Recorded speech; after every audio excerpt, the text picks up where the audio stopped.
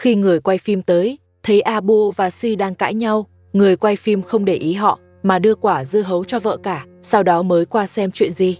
Abu nói mình bị Si lừa. Cô không phải con gái chủ nhà. Tôi hối hận vì đã cưới cô. Si nói với Abu, tôi tuy không phải con gái chủ nhà, nhưng tôi thật lòng với anh.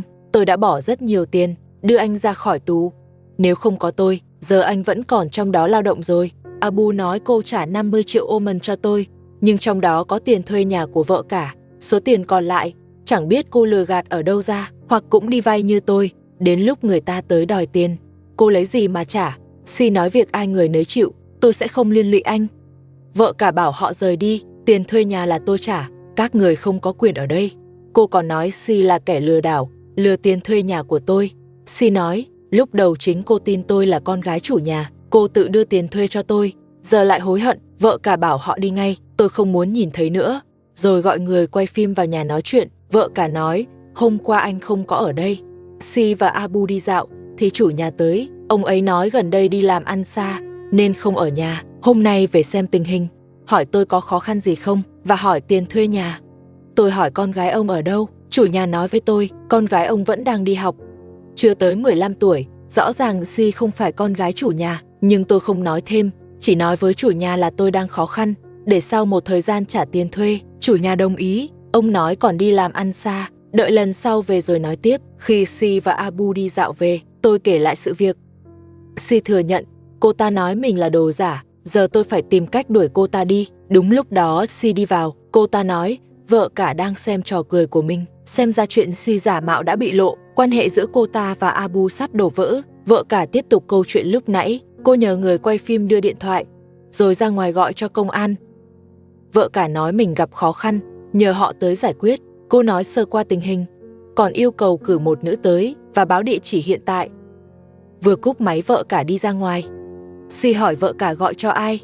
Vợ cả nói gọi người tới bắt cô ta đi. Nơi này không thuộc về Si, còn yêu cầu trả lại tiền thuê cho tôi.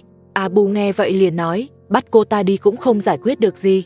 Cô ta không chỉ lừa cô, mà còn làm tôi đau nhất. Tôi luôn nghĩ cô ta rất giàu. Hóa ra cô ta cũng giống tôi. Vợ cả nói với Abu, mục đích của tôi không chỉ là đuổi Si đi, mà và anh cũng phải rời khỏi đây. Cuộc sống của vợ cả cuối cùng cũng có chuyển biến. Từ khi Abu biết Si không phải con gái chủ nhà, anh ta vô cùng thất vọng. Anh nói mình bị Si lừa, cứ tưởng cưới được người giàu, ai ngờ chỉ là mừng hụt. Si nói Abu không yêu thật lòng, chỉ nhắm vào tiền của cô. Vợ cả bảo Si đừng cãi nữa, hãy nghĩ xem sau này phải làm gì. Si nói dù sao Abu đã cưới mình, thì sẽ theo Abu mà sống. Vợ cả nói, Abu lười tới mức đáng sợ, theo anh ta chỉ có đói. Si nói Abu không để cô đói, họ có thể cùng nhau đi làm. Vợ cả nói, một người đi làm tôi không cản, nhưng sau này không được ở đây, vì nhà này là tôi thuê. Abu bảo đừng cãi nữa, nói vợ cả là người đứng đầu, vợ cả không nên đuổi họ. Vợ cả nói Si từng đối xử với tôi thế nào, thì tôi trả lại y như vậy, muốn ở đây thì phải hầu hạ tôi. Si nói sẽ không hầu hạ vợ cả. Đúng lúc họ đang cãi, bên ngoài có người gõ cửa. Vợ cả ra mở cửa, hóa ra là nhân viên do người công an cử tới. Vì vợ cả đã nói rõ qua điện thoại, nên lần này là nhân viên nữ. Thấy nhân viên tới, vợ cả cảm thấy vững tâm hơn. Cô gọi Si lại, bảo nói rõ với nhân viên. Si bắt đầu sợ, không hợp tác, còn lảng tránh không qua. Vợ cả kéo cô ta tới.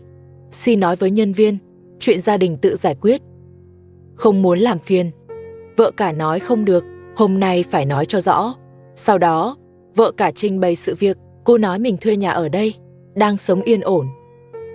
Rồi Si tới, tự xưng con gái chủ nhà, thu tiền thuê của tôi. Sau đó cưới Abu, cưới xong liền đuổi tôi đi. Sau tìm hiểu tôi phát hiện cô ta giả mạo, giờ giữ tiền thuê không trả.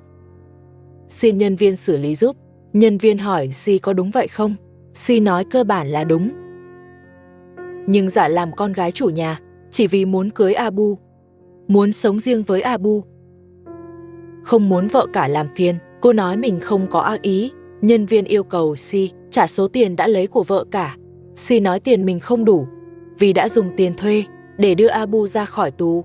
Hơn nữa Abu cũng là chồng của vợ cả, nên dùng tiền thuê cứu anh ta cũng hợp lý. Vợ cả nói với nhân viên, nếu không trả tiền, thì bắt cô ta đi. Hãy bắt giữ cô nếu cô không trả tiền. Si thà bị đưa đi, cũng không chịu trả lại tiền thuê đã lấy từ vợ cả. Dưới sự thúc giục của nhân viên, cô ta đành ký tên vào giấy tờ. Vợ cả bảo Si vào đó cải tạo cho tốt, đừng ra ngoài lừa người nữa. Si nói chưa xong với cô, sẽ sớm được thả ra thôi. Bảo vợ cả chuẩn bị tinh thần. Abu cũng bảo Si mau đi. Si còn đánh Abu một cái. Abu đúng là gió chiều nào theo chiều đó, ai nuôi thì theo người đó. Trước khi đi, Si còn nói với Abu cô ta sẽ quay lại tìm anh ta, bảo Abu cứ đợi đó. Abu nói đừng đến tìm tôi nữa, tôi không thích cô nữa, trong lòng tôi chỉ có vợ cả. Ra tới sân, vợ cả bắt đầu cãi nhau với Abu. Cô bảo Abu dọn đồ rồi rời khỏi đây. Abu nói mình không có chỗ đi, muốn ở lại chăm sóc vợ cả, sống cùng vợ cả.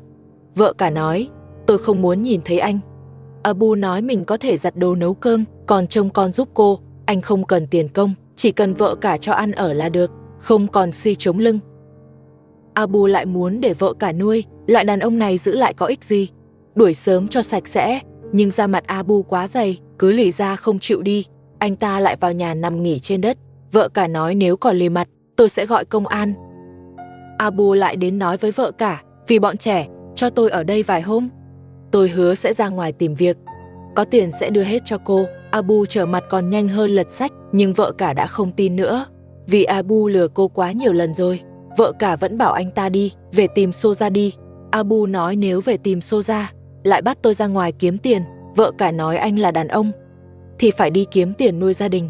Dù anh cưới ai làm vợ, cũng không được ăn bám. Abu nói mình không ăn bám, tôi ở nhà để làm việc nhà cho mọi người, giúp các cô đỡ vất vả, còn phải cảm ơn tôi nữa. Abu đúng là trơ trẽn, ăn bám mà nói cứ như chuyện bình thường, nên vợ cả không chịu nổi nữa, kéo anh ta ra ngoài. Ra tới bên ngoài, Abu nói việc vợ cả đuổi anh ta, trời đã thấy hết, cô sẽ bị trừng phạt. Vợ cả nói người đáng bị trừng phạt là anh có tới 4 đứa con rồi, mà vẫn không chịu đi kiếm tiền, lại còn để tôi nuôi anh không thấy xấu hổ sao? Nói xong liền đuổi Abu ra ngoài, đóng cửa nhốt anh ta ở ngoài. Trong nhà cuối cùng cũng yên tĩnh lại. Ông bố chồng lại muốn làm thái thượng hoàng, ông lớn tiếng gọi Soja. Soja bước tới. Mụ khó chịu hỏi ông bố chồng gọi làm gì nữa. Ông bố chồng nói đang nói chuyện với con trai cả không rảnh, bảo Soja vào phòng ông, bê mấy chậu hoa cây cảnh đã trồng ra tưới nước. Không thấy chúng sắp khô chết rồi sao? Soja nói, cả hoa trong phòng ông cũng bắt tôi tưới à? Vòi nước ngay ngoài sân, sao ông không tự bê ra tưới? Hai người đàn ông suốt ngày có gì mà nói mãi. Ông bố chồng bảo đang bàn việc lớn, bảo Soja đừng làm phiền, bắt mụ mau bê chậu hoa ra. Soja nói, ông không sợ tôi làm rơi vỡ hoa sao? Ông bố chồng nổi giận, nói hoa là thứ ông yêu nhất, Soja còn dám phá hoại. Ông đứng dậy xử mụ, kéo mụ vào phòng mình, bắt đi bê hoa, rồi cảnh cáo nếu hoa có chuyện gì thì Soja cũng đừng mong ở lại nhà. Soja nói, ông bố chồng chỉ biết đuổi mụ đi, có gan thì cho mụ mang song sinh đi. Con trai cả thấy chậu hoa quá lớn, muốn qua giúp Soja. Soja từ chối, còn nói con trai cả giả tốt, chậu hoa đúng là rất nặng, Soja gắng lắm mới bê nổi. Mụ bê chậu ra đặt xuống đất. Ông bố chồng lại bảo bê chậu khác, rồi bắt Soja đi lấy nước, về tưới hoa cho ông. Tưới xong, ông bố chồng lại bắt bê vào nhà. Soja không chịu, mụ nói ông bố chồng cố tình hành mụ, biết trước phải bê vào, sao không tưới luôn trong phòng, dù sao mụ cũng không bê nữa. Ai thích thì tự bê. Con trai cả bảo Soja làm theo ý ông bố chồng. Soja ném đồ về phía con trai cả, nói con trai cả và ông bố chồng là một phe, cùng nhau bắt nạt mụ. Ông bố chồng nói Soja chỉ lười biếng, bê chậu hoa thì có gì quá đáng, nhưng thật ra chỉ tưới nước thôi mà, có cần bê ra bê vào thế không? Rõ ràng là cố tình gây chuyện, lơ y cớ để xử Soja. Soja dù bị dạy dỗ nhưng vẫn không chịu bê hoa. Đúng lúc đó song sinh trong nhà khóc, cô ăn coi như giúp Soja giải vây. Ông bố chồng đẩy mụ vào nhà, bảo đi chăm song sinh, còn mấy chậu hoa thì ông bố chồng bảo con trai cả tự bê vào. Soja đúng là không chừa thói cũ, mụ vẫn nhăm nhe căn nhà lớn của ông bố chồng. Mụ hỏi con trai cả, vì sao con ở đây không chịu đi? Con trai cả nói đây là nhà của anh muốn ở tới khi nào cũng được. Soja nói, ông bố chồng đã cho mình nhà lớn rồi, bảo con trai cả đừng mơ tưởng nữa. Con trai cả nói, mụ nên lo chăm con đi, tôi sẽ không tranh nhà với mụ, hơn nữa căn nhà đó cũng không nên cho mụ. Soja nói mình sinh được cặp song sinh nên nhà phải là của mình, vì giờ chỉ có mụ chăm ông bố chồng và bà mẹ chồng. Con trai cả nói chăm người già là việc Soja nên làm, hơn nữa nhìn nhà cửa bừa bộn thế kia, đồ đạc dưới đất mụ cũng không dọn, vậy mà còn đòi nhà. Nếu tôi đoán không sai, chính vì mụ suốt ngày nghĩ tới căn nhà nên mới đuổi hết người trong nhà đi. Ông bố chồng nói với con trai cả. Ông chỉ đưa sổ nhà cho Soja giữ, chứ không ghi tên mụ. Con trai cả lại nói ai đời nhà mà đồ đạc vứt đầy đất. Nói xong liền giúp dọn dẹp. Soja làm xong đồ ăn dặm cho Song Sinh, bưng ra cho ông bố chồng đút. Ông bố chồng nói mụ không tự đút cho con được sao. Soja nói chỉ cần ghi tên mụ vào sổ nhà, sau này mụ sẽ không để mọi người làm gì cả.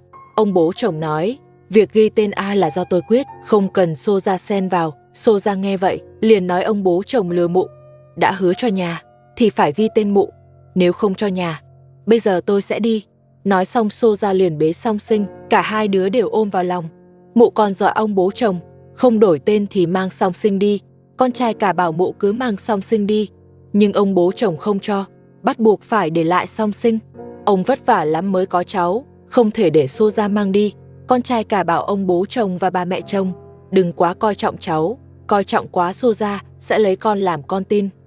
Đến lúc đó, mụ sẽ lấy sạch mọi thứ trong nhà. Ông bố chồng lại nói với Soja, hoặc ở lại chăm sóc chúng tôi, hoặc đặt Song Sinh xuống rồi tự đi. Nói xong, ông bố chồng liền bế con từ tay mụ. Soja đưa bé gái cho ông, nhưng bé trai thì nhất quyết không buông. Ông bố chồng đưa bé gái cho bà mẹ chồng, rồi quay lại đòi bé trai. Soja không chịu đưa, nó một bé trai đói, phải cho bú. Đợi bú xong rồi nói Soja cho con ăn. Ông bố chồng đứng bên cạnh trông chừng. Cho ăn xong, Soja ôm bé định đi ra ngoài. Ông bố chồng vội đuổi theo, lo Soja ôm con chạy mất. Soja thấy ông bố chồng lao mụ bỏ chạy, liền nói, nếu không muốn tôi mang bé trai đi thì mau ghi nhà sang tên tôi. Ông bố chồng bảo Soja về nhà trước và cho ông thời gian suy nghĩ. Soja bảo người quay phim làm chứng cho mụ, nhưng người quay phim không để ý. Ông bố chồng bảo mụ về trước, ông sẽ sớm trả lời cho Soja. Abu đã bị đuổi đi, Si cũng bị vợ cả đưa vào tù. Mọi chuyện thật hả hê, cuộc sống của vợ cả lại trở về bình thường. Hôm nay người quay phim đến thăm, anh ấy mang sữa bột, sữa chua và đồ ăn vặt cho vợ cả. Con gái cả ra mở cửa, vì con gái nhỏ đang quấy khóc, nên vợ cả không rảnh mở cửa. Người quay phim nói mình mang đồ ăn vặt, bảo cô lấy dỗ con gái nhỏ. Vợ cả đặt con gái nhỏ xuống, mở túi lấy đồ ăn cho con. Trẻ con là vậy, có đồ ăn vặt là ổn. Con gái nhỏ lập tức nín khóc. Người quay phim hỏi vợ cả, sau khi anh ấy đi hôm qua, Abu có quay lại quậy phá không? Vợ cả nói không, có lẽ hắn về tìm Soja. Người quay phim nói Abu không về nhà, ở bên đó ông bố chồng và Soja vẫn nghĩ hắn đi làm bên ngoài. Anh ấy cũng không nói cho họ biết. Anh dặn vợ cả nên cẩn thận, Abu chắc chắn sẽ quay lại. Vợ cả nói dù hắn có quay lại, cô cũng không chấp nhận, hắn chỉ là kẻ gió chiều nào theo chiều đó. Ai cho ăn thì nghe theo người đó. Vợ cả đưa đồ ăn vặt cho các con, bảo con gái cả trông em và cô dọn dẹp.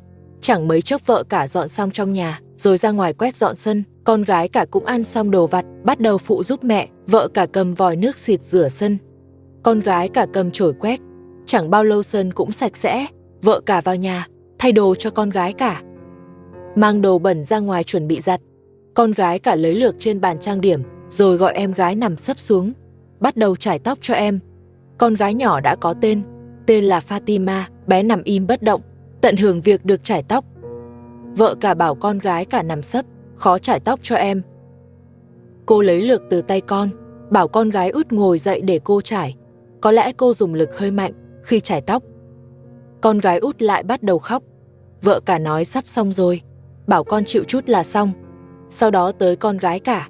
Con gái cả ngoan hơn con gái út vì con đã lớn. Chải tóc xong, con gái cả đứng dậy nhảy múa. Nhảy còn rất đẹp, rõ ràng trong khoản nhảy múa, họ có năng khiếu. Vợ cả gọi con gái út lại, bảo hai chị em cùng nhảy. Cô làm nhạc nền cho các con. Trong nhà không còn ai quấy phá, tâm trạng bọn trẻ cũng tốt hơn.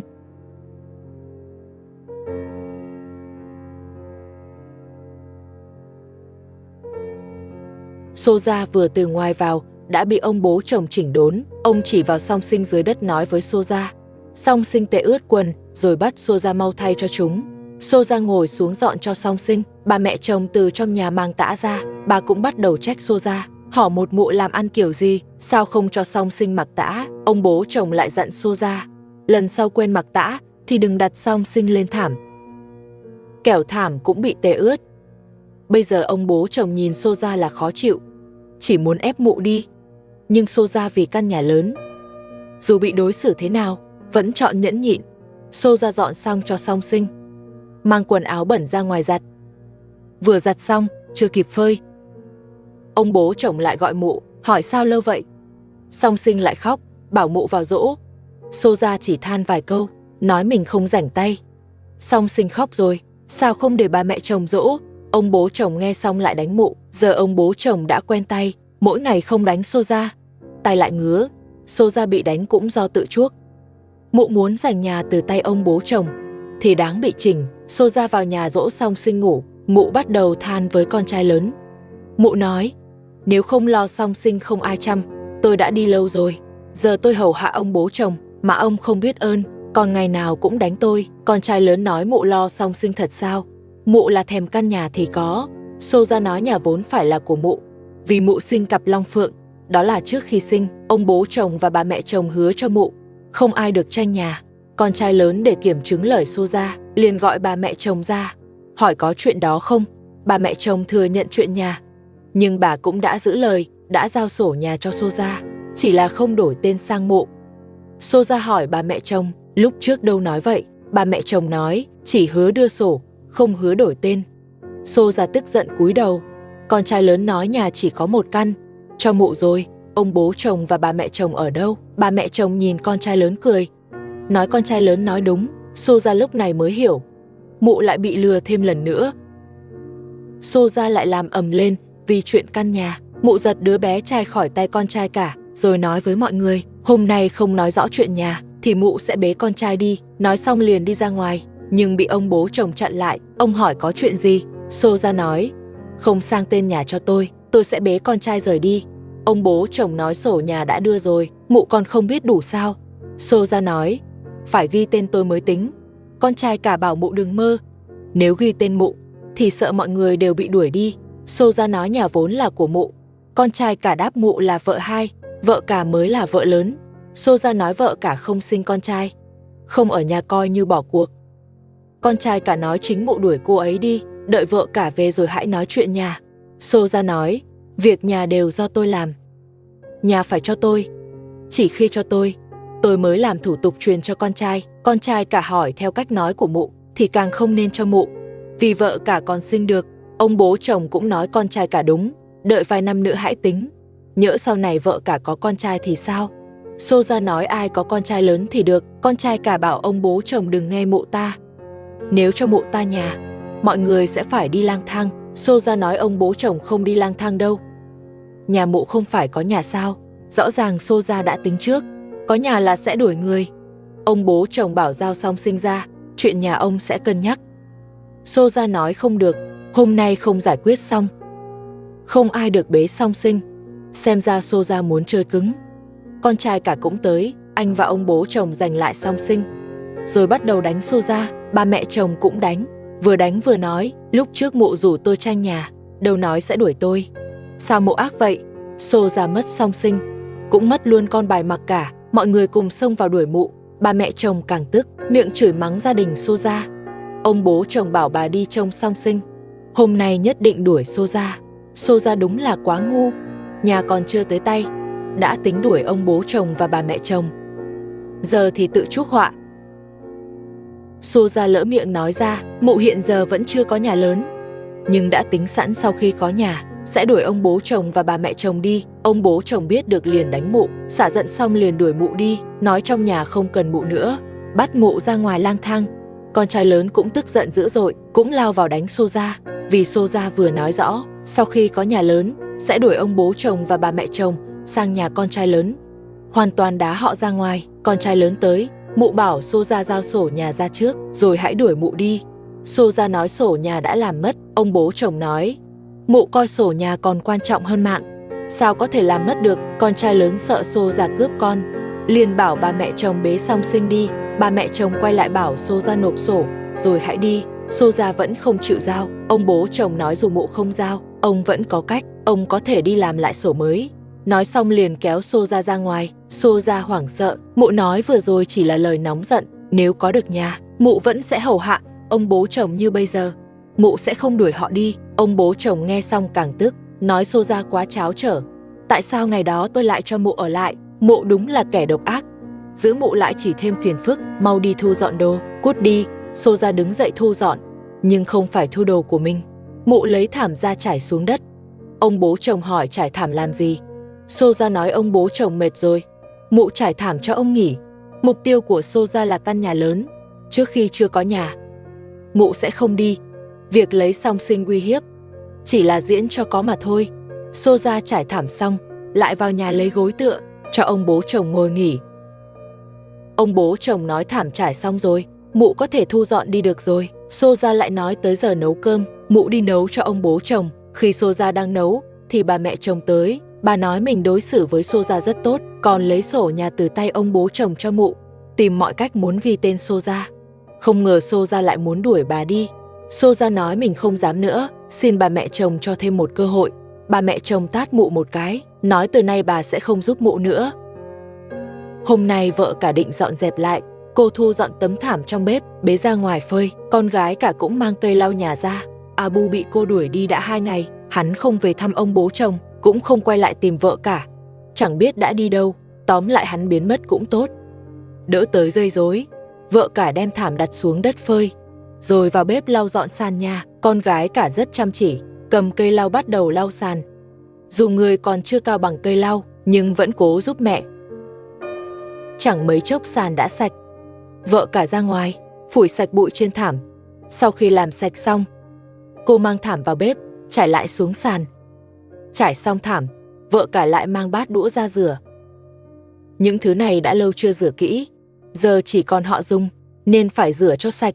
Một lúc sau, người quay phim nghe ngoài có người bán rong. Anh đưa thẻ cho con gái cả, bảo ra ngoài mua ít đồ dùng. Hiện giờ vợ cả không có tiền, nhưng đồ sinh hoạt vẫn cần. Người quay phim chủ động giúp đỡ. Còn vì sao giúp vợ cả? Là vì cô quá lương thiện. Anh cũng có sang nhà ông bố chồng, nhưng chưa từng mang đồ gì cho ông, vì ông không đáng được giúp. Vợ cả tìm thấy người bán rong. Trên xe người bán toàn là rau củ thiết yếu. Vợ cả gặp liền trả giá, vì tiêu tiền của người quay phim, tiết kiệm được chút nào hay chút đó. Nhưng người bán không giảm giá, nói rau của mình vốn đã rẻ, lại còn phải kiếm tiền nuôi gia đình. Vợ cả không mặc cả nữa, mua ít cà chua và ớt, xách về nhà. Trên đường trả thẻ cho người quay phim, cảm ơn anh đã giúp mình. Về tới nhà, vợ cả cất đồ vào tủ lạnh, rồi lấy hành tây và khoai tây ra, chuẩn bị bữa trưa. Vợ cả sống rất tiết kiệm. 1 củ khoai và 1 củ hành là bữa trưa của ba mẹ con. Con gái cả ngồi bên xem, còn giúp mẹ bỏ vỏ khoai vào thùng rác. Con gái nhỏ tự đẩy đồ chơi trong nhà. Bọn trẻ giờ cũng lớn rồi, không cần vợ cả lo nhiều nữa. Cô cũng có thể đi làm kiếm tiền. Vợ cả thái nhỏ khoai và hành, cho vào chảo sao. Lúc này có người gõ cửa, vợ cả ra xem thử. Hóa ra là chủ nhà tới, không biết có phải lại tới đòi tiền thuê hay không. Chủ nhà đã tới. Ông tới hỏi chuyện Si giả mạo con gái ông và việc đòi tiền thuê nhà của vợ cả. Vợ cả thấy chủ nhà tới, liền nhiệt tình mời ông vào nhà nói chuyện. Chủ nhà nói không cần vào, ông chỉ tới để tìm hiểu việc Si giả mạo con gái ông. Ông hỏi Si hiện giờ đang ở đâu, muốn trực tiếp đối chất với mụ. Vợ cả nói với chủ nhà, sau lần trước ông nói cho tôi biết Si là giả mạo, tôi đã gọi công an tới, đưa mụ vào tù rồi. Cô còn cảm ơn chủ nhà đã nói ra sự thật, giúp cô giải quyết được rắc rối trước mắt. Chủ nhà nói đó là việc ông nên làm. Ông đúng là có một cô con gái, nhưng con bé còn nhỏ và vẫn đang đi học. Vợ cả nói với chủ nhà, giờ kẻ xấu đã bị trừng phạt, tôi cũng có thể yên tâm ở lại đây. Tất cả đều nhờ chủ nhà. Chủ nhà nói Si giả mạo con gái tôi cũng rất tức giận. Dù cô không đưa mụ vào tù, tôi cũng sẽ tự đưa mụ vào. Vợ cả nói với chủ nhà, mọi hiểu lầm đã được giải quyết, Si cũng đã bị trừng phạt, mụ không thể ra sớm được, bảo chủ nhà không cần lo lắng. Chủ nhà nói, nếu cô thấy ở đây đã an toàn, không còn việc gì cần tôi xử lý, thì nên trả đủ tiền thuê còn thiếu, cô đã nợ nửa tháng rồi. Cứ kéo dài thế này không được. Vợ cả nghe chủ nhà nhắc tới tiền thuê, lại mời ông vào trong nhà nói chuyện. Cô nói đứng ngoài nói chuyện không tiện, chủ nhà đồng ý đi vào trong nhà. Vợ cả rót cho chủ nhà một cốc nước lạnh, rồi nói với ông, trước đó tôi đã chuẩn bị tiền thuê cho ông, chỉ chờ ông tới lấy, nhưng bị Si giả mạo con gái ông lấy mất. Bây giờ tôi không còn tiền nữa, chỉ có thể đợi khi Si ra tù rồi tìm mụ đòi được sẽ đưa cho chủ nhà. Chủ nhà nói không biết, khi nào Si mới ra, lỡ mụ ra rồi vẫn không trả tiền cho cô, thì tiền thuê của tôi phải làm sao? Tôi không thể để cô cứ nợ mãi được, vợ cả nói với chủ nhà mình, thật sự rất khó khăn. Cô không phải cố tình không trả, mà là hiện tại thật sự không có tiền. Nếu sau này Si ra mà vẫn không trả, cô cũng sẽ nghĩ cách khác kiếm tiền. Điều này mong chủ nhà yên tâm. Chủ nhà thấy vợ cả đáng thương nên đồng ý cho cô thêm thời gian. Nhưng chủ nhà lại đưa ra điều kiện. Ông nói khi Si ra tù, dù mụ có trả tiền cho vợ cả hay không, cô vẫn phải trả đủ tiền thuê cho tôi. Hơn nữa là trả tiền trước rồi mới ở nhà. Sau này không được chậm trễ nữa. Vợ cả đồng ý, chủ nhà lúc này mới yên tâm rời đi. Trước khi đi ông còn nói với vợ cả, vài ngày nữa ông sẽ quay lại, bảo vợ cả nhanh chóng chuẩn bị tiền thuê.